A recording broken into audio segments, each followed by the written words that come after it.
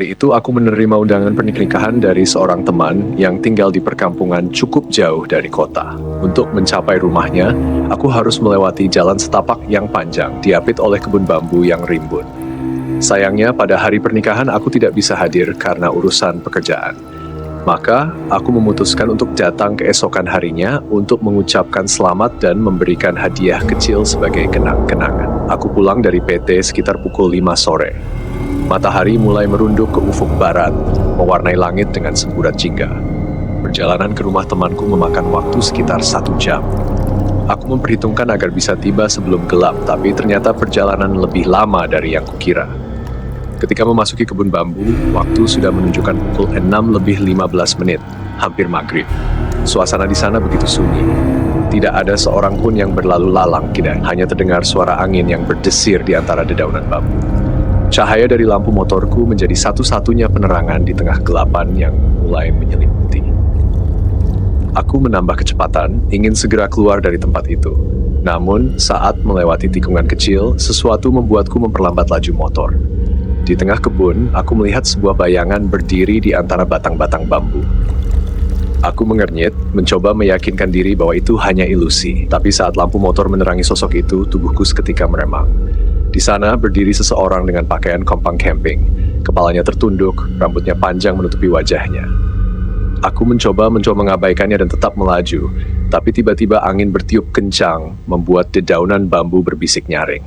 Lalu, sosok itu bergerak. Perlahan ia menoleh ke arahku.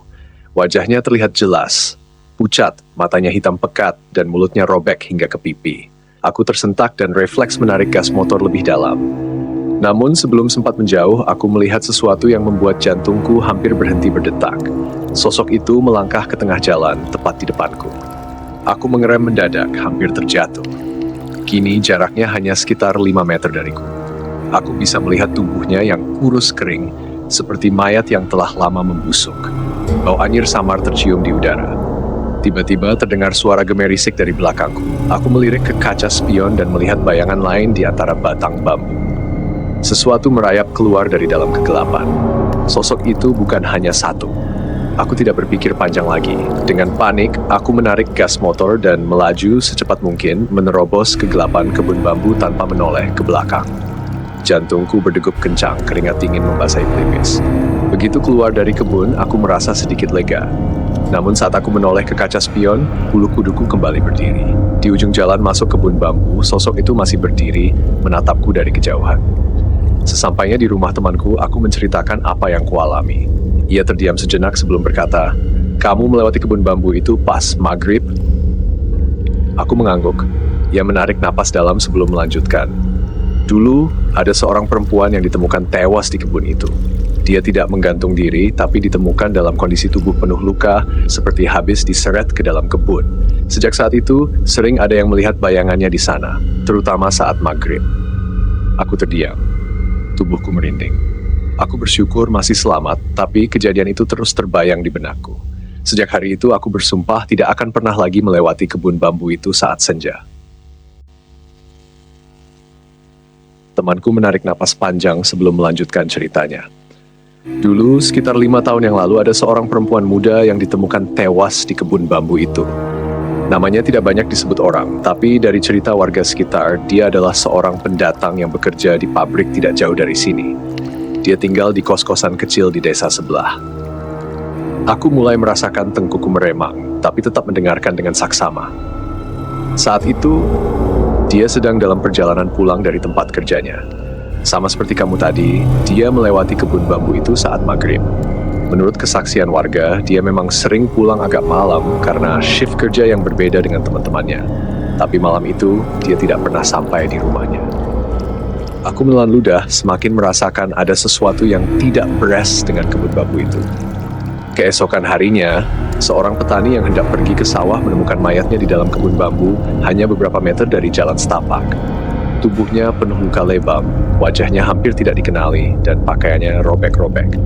Yang paling mengerikan, ada bekas seretan di tanah, seolah-olah dia ditarik dari jalan menuju ke dalam kebun. Aku membayangkan kejadian itu.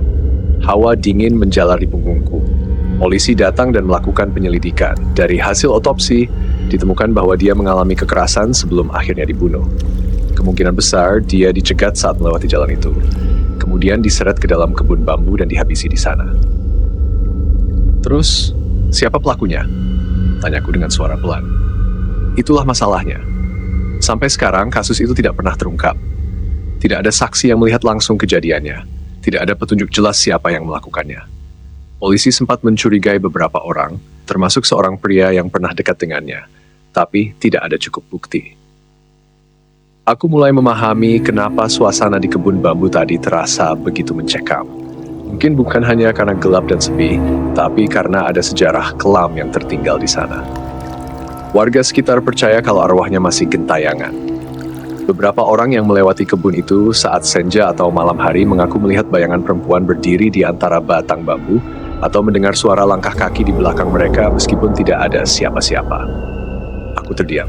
Apa yang kulihat tadi bukan hanya bayangan atau imajinasiku semata. Temanku menatapku dengan serius. Makanya, kalau bisa jangan pernah lagi lewat sana saat maghrib atau malam hari. Aku mengangguk pelan. Dalam hati, aku berjanji tidak akan mengulang kesalahan yang sama. Bagiku, kejadian tadi sudah lebih dari cukup untuk meyakinkan bahwa ada sesuatu yang belum selesai di kebun bambu itu. Sesuatu yang masih mengintai dalam sunyi, mencari jawaban atas kematian yang tak pernah terungkap. Temanku tampak berpikir sejenak sebelum berkata, "Kalau kamu mau pulang, jangan lewat kebun bambu lagi. Ambil jalan aspal saja." Aku mengernyit. Jalan aspal? Aku kan cuma tahu jalan yang lewat kebun bambu. Waktu pertama kali main ke rumahmu, aku juga lewat situ. Temanku mengangguk pelan. Iya, karena itu memang jalan yang lebih cepat menuju rumahku. Tapi sebenarnya ada jalan lain, meskipun sedikit lebih jauh. Ia lalu mulai menjelaskan rute alternatif yang bisa kulewati. Dari sini, kamu lurus ke arah pertigaan dekat masjid, lalu belok kanan. Ikuti jalan aspal itu sampai bertemu perempatan kecil, belok kiri, terus lurus saja sampai kamu keluar ke jalan besar. Aku mencatat petunjuk itu dalam ingatanku.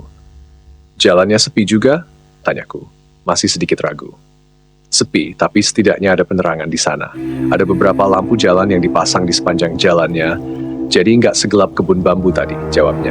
Aku merasa sedikit lega mendengarnya. Walaupun tetap sepi, setidaknya aku tidak akan lagi melewati kegelapan pekat yang menyesakkan seperti di kebun bambu tadi. Setelah berpamitan, aku bersiap untuk pulang dengan mengikuti petunjuk yang diberikan. Ketika mulai menyalakan motor, temanku menepuk bahuku pelan. Jangan berhenti di tengah jalan, jangan nengok ke belakang.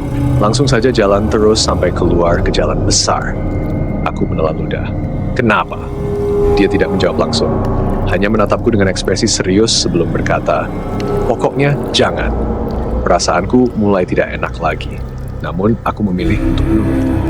Setelah mengucapkan terima kasih, aku pun mulai melajukan motor menyusuri jalan yang telah dijelaskan. Awalnya, perjalanan terasa biasa saja. Jalan aspal ini memang lebih panjang, tapi terasa lebih nyaman karena tidak terlalu banyak pepohonan yang menutupi. Beberapa lampu jalan berdiri di sepanjang sisi, memberikan penerangan yang cukup meskipun tetap terasa sunyi. Namun, semakin jauh aku melaju, suasana di sekitarku terasa aneh. Angin berembus dingin, membawa aroma lembab dari tanah yang baru saja terkena embun. Di sisi jalan, aku bisa melihat pohon-pohon besar berdiri diam, ranting-rantingnya menjuntai seperti tangan yang siap meraih. Aku mencoba mengabaikan perasaan gelisah yang mulai merayap dalam pikiranku. Tapi kemudian, sesuatu yang tidak masuk akal terjadi. Di kaca spion, aku melihat ada seseorang yang berdiri di tepi jalan, tepat di bawah lampu penerangan. Sosoknya samar, wajahnya tidak terlihat jelas karena tertutup bayangan. Aku refleks memperlambat motor, tapi kemudian teringat pesan temanku. Jangan berhenti di tengah jalan. Jangan nengok ke belakang. Jantungku mulai berdegup lebih cepat. Aku menatap lurus ke depan, mencoba fokus pada jalan. Tapi entah kenapa, aku bisa merasakan sesuatu yang tidak kasat mata mengawasiku dari belakang. Aku menelan ludah. Lalu dengan tekad bulat, aku menarik gas lebih dalam, mempercepat laju motor tanpa menoleh sama sekali. Sepanjang perjalanan, aku merasa seperti ada yang mengikutiku. Namun, aku menolak untuk melihat ke kaca spion lagi. Aku terus melaju hingga akhirnya melihat jalan besar di depanku. Begitu mencapai perbatasan desa, aku langsung menghembuskan napas lega. Aku tidak tahu apa yang sebenarnya kulihat tadi. Tapi satu hal yang pasti, aku tidak akan pernah meremehkan perkataan temanku lagi. Jalan aspal ini mungkin lebih aman dari kebun bambu, tapi bukan berarti tidak ada sesuatu yang mengintai di sana. Malam itu, aku sampai di rumah dengan selamat. Namun, bayangan sosok di bawah lampu jalan itu terus terbayang dalam pikiranku. Dan hingga kini, aku masih bertanya-tanya. Minggu-minggu berlalu setelah kejadian itu.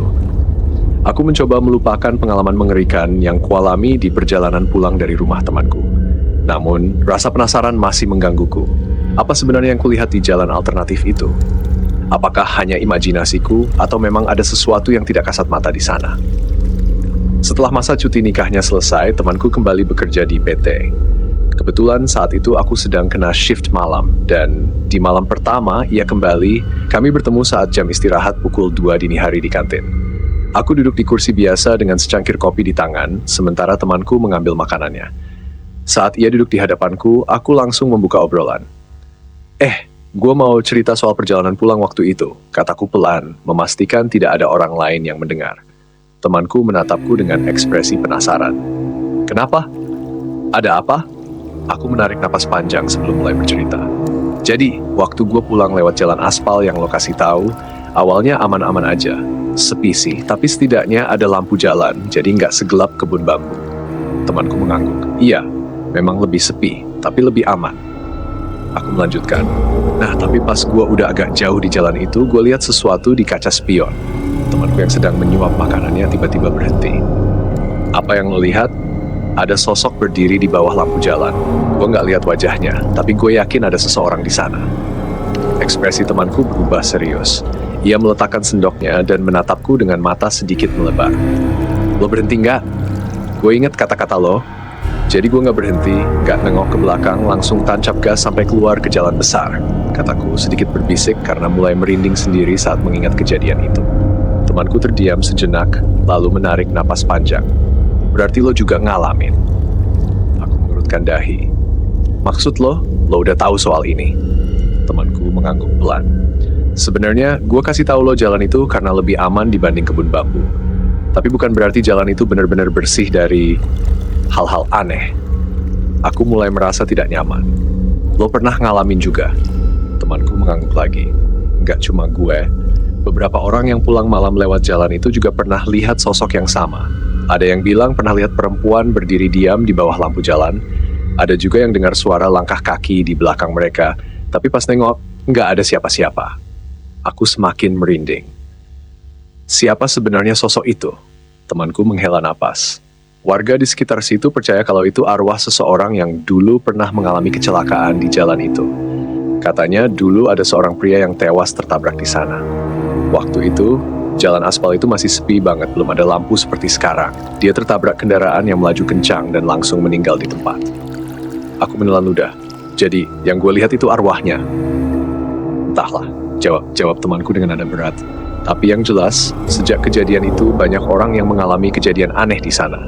Makanya kalau lo lewat jalan itu tengah malam, usahakan jangan berhenti dan jangan nengok ke belakang. Aku terdiam. Jantungku berdegup lebih cepat. Aku mengingat jelas bagaimana saat itu aku merasa diawasi. Jika aku berhenti atau menoleh ke belakang, aku tidak tahu apa yang akan terjadi. Jam istirahat kami hampir habis. Sebelum kembali bekerja, temanku menatapku serius. Mulai sekarang, kalau lo kerja shift malam dan pulang jam segitu, gue saranin mending lo bareng sama orang lain. Bel masuk kerja berbunyi nyaring, menandakan bahwa waktu istirahat telah usai. Temanku segera menghabiskan makanannya, sementara aku meneguk sisa kopi yang sudah mulai dingin. Sebelum kembali ke line produksi, aku memutuskan untuk pergi ke toilet terlebih dahulu. Toilet di PT-ku sebenarnya cukup bersih dan terawat. Namun, lokasinya cukup jauh dari area produksi. Aku harus melewati koridor panjang yang sepi, karena toilet itu terletak di bagian belakang gedung. Langkahku bergema di sepanjang koridor. Suasananya terasa lebih sunyi dari biasanya, mungkin karena sebagian besar pekerja sudah kembali ke tempat masing-masing. Aku terus berjalan hanya ditemani cahaya lampu neon yang berkedip-kedip lemah. Saat mendekati toilet, tiba-tiba bulu kuduku berdiri. Perasaan tidak enak merayap di sekujur tubuhku. Udara di sekitar terasa lebih dingin dan entah kenapa aku merasa ada sesuatu yang tidak beres. Aku mempercepat langkah, ingin segera masuk ke dalam toilet. Tapi begitu aku sampai di depan pintunya, aku langsung terhenti. Di sana, berdiri sosok tinggi dengan pakaian lusuh. Aku tidak bisa melihat wajahnya dengan jelas karena pencahayaan yang minim. Namun, saat aku memperhatikan lebih detail, jantungku seolah berhenti berdetak. Sosok itu tidak memiliki kepala. Aku membeku di tempat. Napasku tertahan di tenggorokan, sementara otakku mencoba mencari penjelasan masuk akal atas apa yang kulihat. Tapi bagaimana bisa? Sosok itu berdiri tegak di sana, seolah-olah menyadari kehadiranku. Tangannya tergantung lemas di sisi tubuhnya, dan tubuhnya tampak bergetar halus, seperti orang yang kesakitan. Aku ingin berpaling, ingin lari, tapi kakiku terasa berat. Hanya suara dengungan lampu di atas kepala yang terdengar jelas di telingaku. Kemudian tanpa peringatan, sosok itu mulai bergerak. Bukan berjalan, bukan melangkah, tapi melayang perlahan ke arahku. Saat itulah naluriku kembali bekerja. Aku langsung berbalik dan berlari sekencang mungkin meninggalkan toilet tanpa menoleh ke belakang. Jantungku berdegup begitu kencang hingga rasanya hampir meledak. Aku tidak peduli siapapun yang melihatku berlari seperti orang ketakutan. Aku hanya ingin segera sampai di area produksi, di mana ada banyak orang dan cahaya terang. Sesampainya di line produksi, aku terengah-engah. Beberapa rekan kerja menatapku dengan bingung, tapi aku tidak mengatakan apapun. Aku hanya berdiri di sana mencoba menenangkan diri. Satu hal yang pasti, malam itu aku tidak akan pergi ke toilet lagi. Dan aku mulai bertanya-tanya, apakah kejadian ini ada kaitannya dengan sosok yang kulihat di jalan aspal waktu itu?